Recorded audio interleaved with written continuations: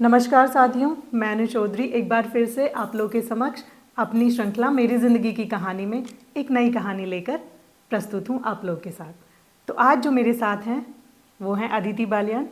अदिति, बहुत बहुत स्वागत है आपका। Thank you so much. और बात शुरू करने से पहले मैं बता दूँ कि अदिति केवल 12th पास आउट हैं और ये ग्रेजुएशन कर रही हैं, कर चुकी हैं विभाकर जिसे कहते हैं कथक में, और अब वो इस समय पोस्ट ग्रेजुएशन की तैयारी कर रही हैं जिसमें भी वो 1 साल जो है वो कंप्लीट कर चुकी हैं।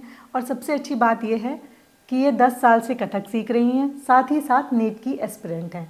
जबकि ये कहा जाता है कि नीट और डांस या कोई भी कल्चर एक्टिविटी दोनों विरोधाभासी हैं, क्योंकि कहीं ना कहीं तैयारी में फ़र्क पड़ता है। तो चलिए देखते हैं कि अदिति कैसे अपना बैलेंस बनाती हैं अपनी पढ़ाई और अपनी इस कल्चर यात्रा के साथ। तो चलिए अदिति, हम आपसे जानना चाहते हैं कुछ आपके बारे में। मेरा नाम अदिति बालियान है, मैं मेरठ की रहने वाली हूँ और मैं 10 साल से कथक सीख रही हूँ। चलिए, तो एक बात आपके बारे में हमें ये भी पता चली है कि आप CCRT से आपको स्कॉलरशिप मिलती है। हाँ जी। तो इसका हेड ऑफिस बताएं कहाँ पर है? दिल्ली में है इसका हेड ऑफिस। अच्छा, तो उसके लिए कैसे, मतलब आपको कैसे चुना गया? हाँ, एक्चुअली एक एग्जामिनेशन होता है जहाँ पे हमें कथक परफॉर्म करना होता है, उसके थ्रू सिलेक्शन होता है। तो मैंने 2019 में ये एग्ज़ाम दिया था और उस टाइम उन्होंने मुझे सिलेक्ट किया था। तो उस समय भी आप बहुत ही पारंगत थी अपने क्षेत्र में कि आप सेलेक्ट हो गई, तो वो कैसी फीलिंग थी? मम्मी पापा सबको प्राउड फील हुआ? उस टाइम तो बहुत इमोशनल मोमेंट था। घर पे सर मम्मा पापा सब थे और मेरी फ्रेंड्स भी थे, तो उस टाइम एक बहुत अच्छा मोमेंट क्रिएट हुआ था। It was very emotional. हाँ, तो बहुत इमोशनल हो गई थी, बहुत, जब तुम बहुत छोटी भी रही होंगी। हाँ जी। चलिए, तो जब वहाँ पे एक कंपटीशन हो रहा था, उस तरह का माहौल था, तो काफ़ी बच्चे होंगे वहाँ पे? हाँ जी, बच्चे काफ़ी थे। क्योंकि दिल्ली में है तो काफ़ी जो बाकी स्टेट्स हैं उनसे बच्चे आए ही होंगे हाँ जी। वहाँ पर। चलिए, बहुत अच्छी बात है। तो अभी एक क्वेश्चन ये उठता है कि आप नीट एस्पिरेंट हैं, प्लस आप 10 साल से ये भी कर रही हैं। तो 10 साल से जब आप इसमें चली हुई हैं और आप बहुत समय भी देती होंगी, क्योंकि एक साधना होती है, एक तरह की तपस्या होती है कि इसमें हम पारंगत हो जाएं, और आपने स्कॉलरशिप भी ली है तो उसके लिए बहुत समय भी देना पड़ता होगा। तो अपने नीट की तैयारी और इसको कहीं डिस्टर्बेंस नहीं होता है? नहीं, आज सच कोई डिस्टर्बेंस क्रिएट नहीं होता, क्योंकि हफ्ते में 2 दिन ही क्लासेस होती हैं जहाँ पे हमें सर के पास जाके सीखना होता है। तो रेगुलर डे पे तो क्लासेस चलती हैं, अब उसमें ऐसा कोई प्रॉब्लम नहीं होती। बट जब आप बहुत ज़्यादा पढ़ाई से एक आपका माइंड क्लटर हो जाता है कि अब थोड़ा पीस चाहिए, तो उस टाइम पे the thing to go is कि आप डांस करने जाओ सर के पास। इट्स वेरी पीसफुल, एक बहुत कामिंग फीलिंग होती है और फिर एक इतना एनर्जाइज फील होता है कि आप वापस जाके अपना काम कर सकते हो। जी, मतलब ये है कि आपको कंसंट्रेशन उसमें हाँ जी, लग जाता है और एक improvement पीस होता है। मिलती है कि जहाँ तुम जब उनमें उलझ जाती हो, थोड़ी नीरसता हो जाती हाँ है, जी। तो उसके बाद आपको लगता है कि थोड़ी स्फूर्ति लेकर आई जाए, थोड़ी हाँ जी। एनर्जी।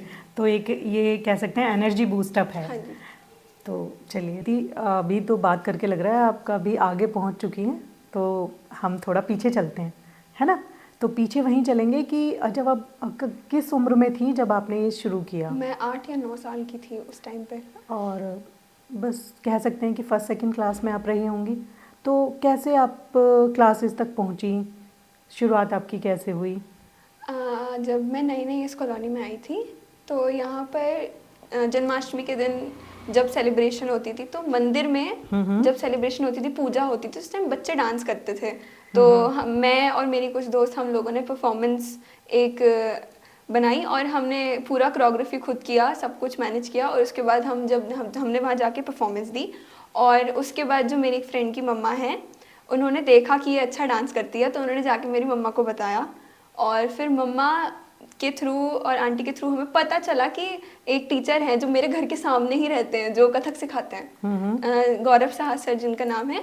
तो उन्होंने जब बताया कि मैं कथक सिखाता हूँ, उस टाइम मुझे पता भी नहीं था कि कथक जैसी कोई चीज़ एग्जिस्ट भी करती है, कि इतनी सारी डांस फॉर्म्स हैं इंडिया में। मैं छोटी थी, मुझे नहीं पता था। बिल्कुल। तो उस टाइम पे मैं देखती थी कि क्या क्या चल रहा है, सर कैसे डांस सिखाते हैं। धीरे धीरे इतना इंटरेस्ट आने लगा कि फिर उसके बाद रेस्ट इज हिस्ट्री। फिर इतना मज़ा आने लगा डांस करने में कि उसके बाद से मैं इसी चीज़ में इसी में आप लगी हुई हो। तो जब आपने शुरुआत की थी तब तो हल्के फुल्के गानों से डांस शुरू किया होगा ना बेटा? हाँ जी, एक बहुत फनी स्टोरी है इस चीज़ में कि जैसे ही मैं पहले दिन क्लास में गई तो सर ने बोला एक कंपटीशन है, परफॉर्म करोगी। अब मुझे कुछ नहीं पता था कि कंपटीशन में कैसे परफॉर्मेंस करते हैं, क्या तरीका होता है, कैसे प्रिपरेशन करते हैं, मुझे कुछ नहीं पता था। बिल्कुल, बिल्कुल। बट सर ने इतना ट्रस्ट दिखाया मेरे अंदर कि ये कर सकती है। तो सर ने मुझे डांस सिखाया और मैंने जाके वहाँ परफॉर्मेंस दी। मैं पहले राउंड में सिलेक्ट भी हो गई। क्या बात है। और स्टेज की मैंने जैसे ही परफॉर्मेंस खत्म करी और जजेस मुझसे बात करने वाले थे, मैं इतनी इमोशनल हो गई थी कि मैंने पहली बार कुछ नया किया है लाइफ में। फिर उसके बाद मैंने और सारे कॉम्पिटिशन में पार्ट लिया। फिर वो नर्वसनेस वाला फैक्टर चला गया कि अब मेरे को स्टेज फियर नहीं है, खत्म हो गया वो चीज़। और उसके बाद से बस कॉम्पिटिशन्स में और वर्कशॉप्स में सर के साथ की वजह से अगर सर नहीं होते, इतना अच्छा मेंटर, इतना सपोर्टिंग मेंटर नहीं होता, तो शायद ये चीज़ पॉसिबल भी नहीं होती। ये मैं यहाँ पे थोड़ा ऐड ऑन करना चाहूँगी सभी के लिए कि एक तो टीचर की बात होती है, वो किसी भी फील्ड में हो, चाहे वो कथक के टीचर हों, चाहे वो एकेडमिक टीचर्स हों, सारा जो बच्चे के अंदर प्रतिभा होती है उसको निकालने के लिए जो जिम्मेदारी होती है वो एक टीचर की होती है।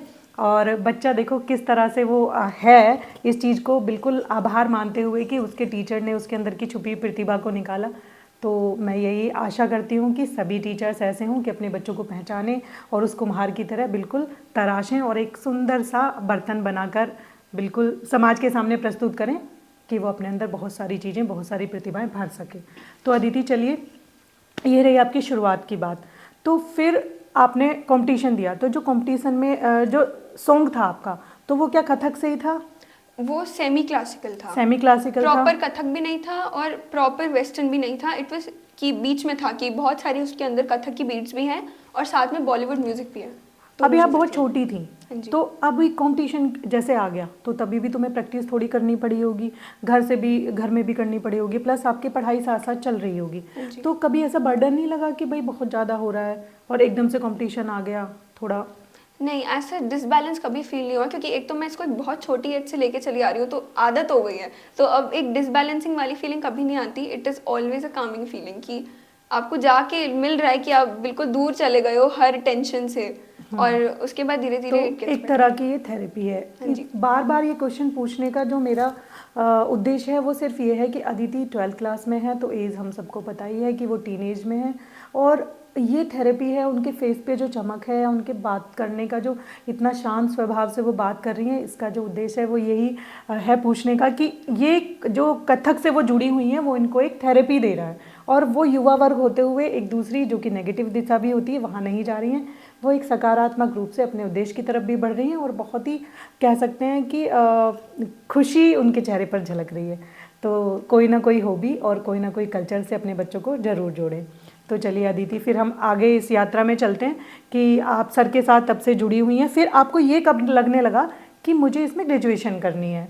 क्योंकि भाई आप सीख रही हैं, हॉबी है, चल रहा है, बहुत अच्छी बात है, और फिर आपकी एकेडमिक भी चल रही है, तो आपको कब लगने लगा कि भाई मुझे इसमें आगे जाना है, मुझे एकेडमिक भी इसमें करनी है, विभाकर जो आप कर रही हैं? एक्चुअली सर जिस ऑर्गेनाइजेशन से जुड़े हुए हैं वो हर साल कथक एग्जाम्स कंडक्ट कराता है, तो हमें हर साल पेपर देने होते हैं, तो वो साइड बाय साइड हो जाता है। मैंने कोई उसमें बहुत ज़्यादा एक एफर्ट नहीं डाला।